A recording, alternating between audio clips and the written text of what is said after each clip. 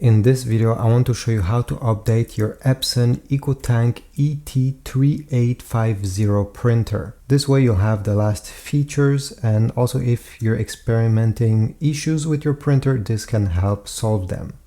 So over here on the control panel, press the home button first, and then with the right side arrow navigate until you see settings.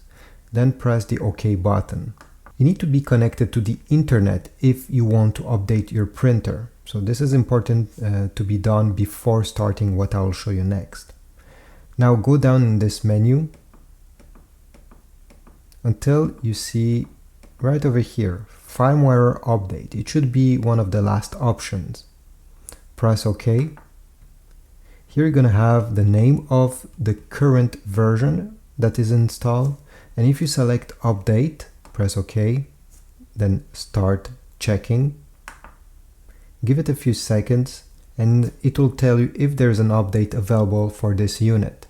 If you don't have any, you're going to get the same message as I did over here, which is you have the latest firmware, no need to update. Press close and you're good to go.